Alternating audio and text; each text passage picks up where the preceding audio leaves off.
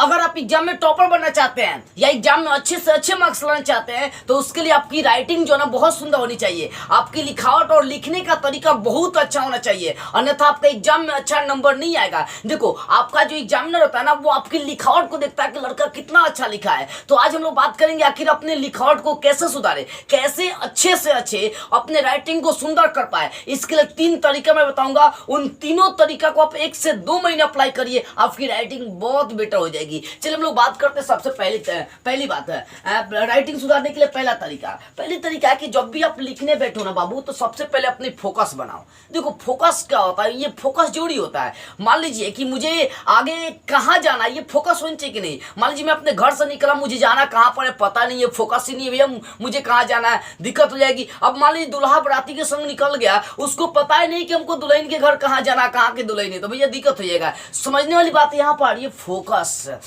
जरूरी है। अब कैसे समझिए इस चीज को। देखो, जब भी आप लिखने बैठो ना, कुछ भी लिखो, राम रहीम कुछ भी लिखना लिखिए।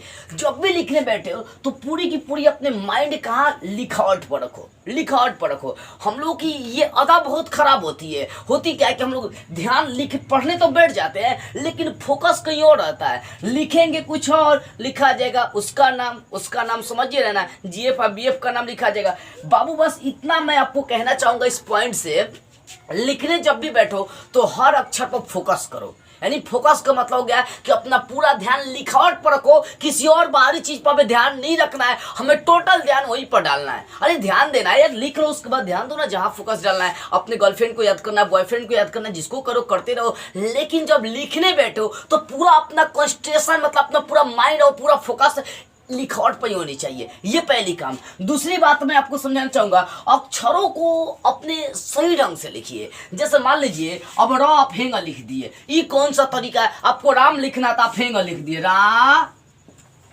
ये कौन सा तरीका है भैया? यही चाहेंगे तो आप एक ही अक्षर को अच्छा सा लिख सकते हैं, एकदम बेटर ढंग से आप लिख सकते हैं। भैया ये भी तो राम हुआ ना।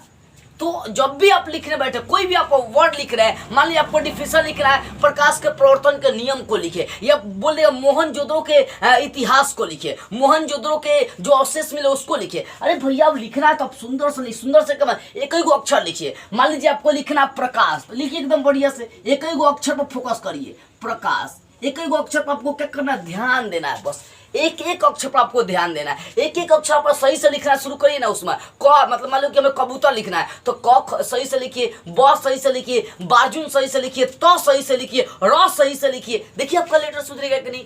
वही में अगर मान लीजिए क का टांग ऊपर और र का टांग नीचे कर दिए तो दिक्कत हो जाएगा। समझने वाली बात है। मैं बस इतना कहना चाहता हूँ कि आप अक्षरों और लेटरों को सही तरीका से लिखने की कोशिश करें।